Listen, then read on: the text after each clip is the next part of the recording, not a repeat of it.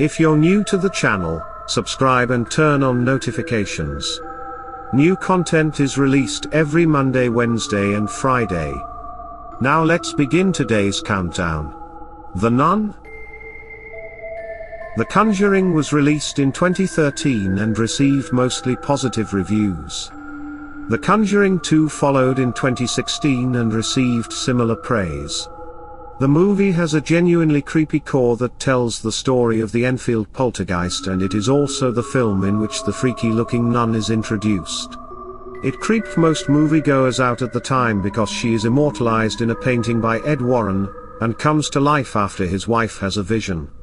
The nun turns out to be a demonic entity by the name of Valak that is banished to hell by Lorraine Warren towards the end of the film. By the time we meet Valak again in the 2018 movie, The Nun, all the creepiness is gone. All the terror that The Conjuring brought is now replaced by a hokey-looking monster in a nun outfit that couldn't scare a child if it tried. What should have been a strong installment in the Conjuring universe, turned out to be a weak attempt at frightening people with several jump scares and a truly dismal attempt at explaining a disjointed backstory. La Llorona.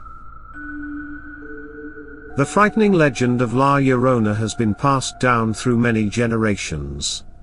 La Llorona, or the Weeping Woman, is part of Latin American folklore and is still used to terrify misbehaving children. The story goes that a long time ago, a woman named Maria drowned her own children in revenge after her husband cheated. However, she was immediately overcome with regret and sorrow and killed herself. After being banished from heaven, she was sent back to earth to live out her afterlife in misery.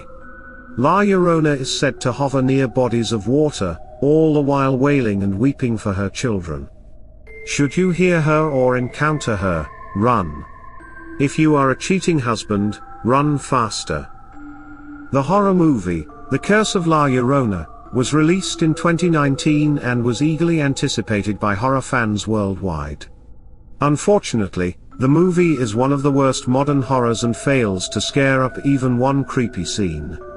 Even more unfortunate is the fact that even the jump scares fail in every way. The La Llorona character becomes somewhat laughable in her attempt to frighten audiences. And worst of all, the whole thing is just incredibly boring. It Part 1 and 2. It, yet another great novel by Stephen King, has been turned into two mediocre films. The opening sequence of the novel is so memorable that you immediately identify little Georgie Denborough with his yellow raincoat in It Part 1, the movie. The film starts out really well, following in the footsteps of the book, and shows Georgie running down the street chasing after his paper boat until he finds Pennywise in the sewer. The scene where the clown bites off his arm is shocking, and one would be forgiven for thinking that the rest of the movie will follow suit. Unfortunately, despite great performances by the cast, the movie never gets off the ground. It is 2 hours of a non-scary clown trying to scare children by using their greatest fears against them. Part 2 is even worse, as the clown just doesn't get any scarier. At the end, the now adult members of the Losers Club shout abuse, in the form of "you don't exist," at him to the point that he weakens and finally dies. It is disappointing that the fearsome creature dreamed up by Stephen King is reduced to a bobblehead clown that resorts to calling children Egg Boy and other names in a weepy voice. Jeepers Creepers. Jeepers Creepers, released in 2001, has a promising start. It builds suspense with its intense opening sequence, and you can almost feel the terror emanating through the screen. All too quickly, however, the scares dissipate and what you are left with is a by-the-numbers horror flick with a terrible monster reveal. Terrible as in bad. The monster looks like something between a badly drawn demon and a CGI alien gone wrong. Known as the Creeper, the monster is an ancient evil being that awakens every 23 years to gobble up some body parts. The backstory of the creature, as well as the sewn-together bodies shown in the film, could have made for a horrifying tale, but it is all ruined by how non-terrifying the creeper actually looks. Sadly, the sequels are even worse. Eventually, the scariest part of the movies turns out to be the writer/director, Victor Salva. Salva had been convicted and sentenced to 3 years in prison for sexual abuse of a minor, 12-year-old boy, in 1988.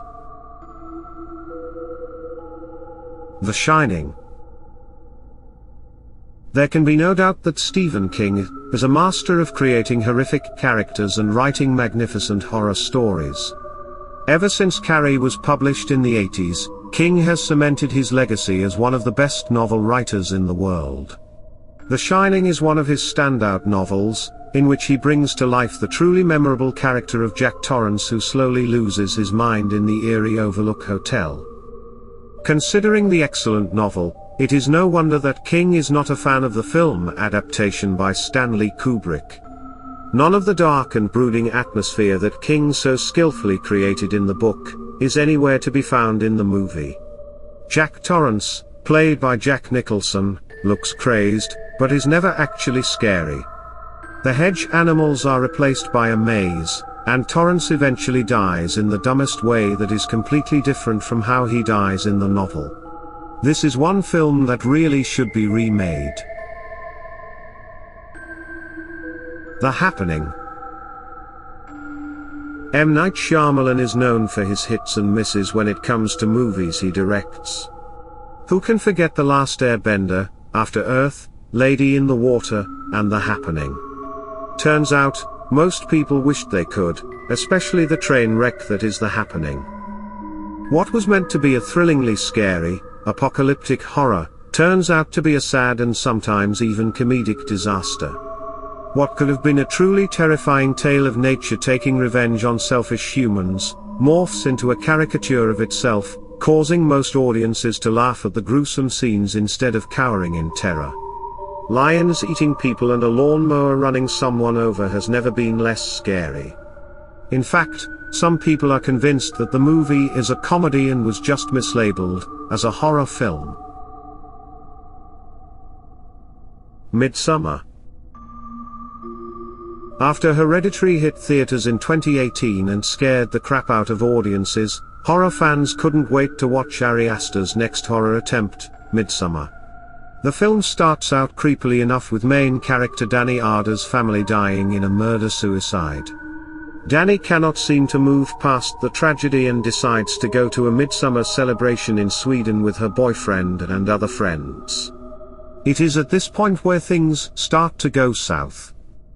It soon becomes apparent that the Haga community in Sweden is not all unicorns and rainbows, especially after 2 elderly citizens jump off the edge of a cliff and die in a gruesome fashion. Things go even further south after this, and at one point Danny's boyfriend, Christian, starts having sex with a teenage girl while naked women surround them. Seemingly in homage to The Wicker Man, Nicolas Cage version, Christian is stuffed into a disemboweled bear at the end of the film and burned to death alongside the corpses of his friends, while Danny joins the villagers outside and starts to smile in a demented fashion. The problem with Midsommar is that not only is it not scary, it is just confusing. And exceedingly long. Rings. While movies such as Midsommar and IT at least got some decent reviews, it seems that Rings couldn't inspire any critic to say anything positive about it. It was rated a dismal 8% on Rotten Tomatoes, and with good reason. The third installment to the Ring trilogy is such a far cry from the original movie that it doesn't seem related except for the appearance of Samara. Whereas The Ring was able to tap into people's fear with an eerie videotape and a promise of death in 7 days, Rings does not produce a single scare-inducing moment. Not one. What could have and should have been a frightening final send-off using modern technology, turned into a joke. The plane crash scene in the beginning is just ridiculous, and everything that follows is worse. Much like with The Happening, the scares are laughable with the dialogue inducing further laughter. After all, who takes any movie seriously, during which a one-dimensional character very seriously and dramatically says, "The copied file is bigger than the original file." The Forest. Seeing as how Japan's Aokigahara Forest is also known as the Suicide Forest, there are a multitude of scary stories inspired by it. Sarah Lotz's haunting novel, The Three, includes skin-crawling scenes in and around the forest. The movie, The Forest, is about an American woman who goes to Aokigahara to search for her missing twin sister. With all the spookiness and tales of bodies hanging in the Aokigahara forest's trees, you would expect the movie to have a creepy plot and disturbing visual scenes. Alas, no. The scares are watered down to the tired and decades-old jump variety. The weird sounds coming from the forest are not scary either, and the visions Sarah, American woman, experiences, are just dull and boring. The ending is far too predictable, and not chill-inducing in the least. And perhaps worst of all, it seems to trivialize a site where so many have lost their lives without paying tribute to any of them in any way.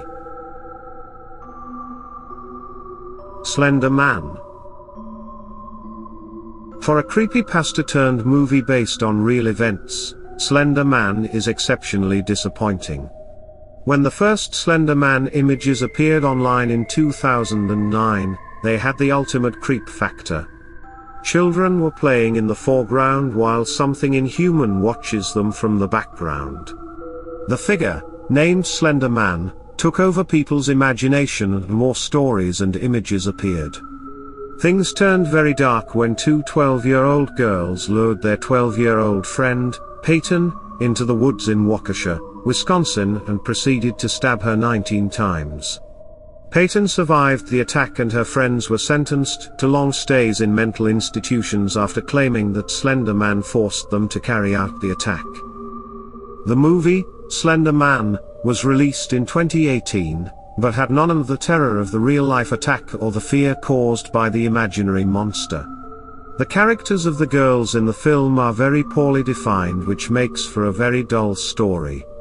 Considering the hype around the release of the movie and how scary it could have been, this movie is truly one of the worst disappointments in cinematic horror history. Do you agree with our picks? Check out some of our other videos and be sure to subscribe and ring the bell to be notified about our latest videos.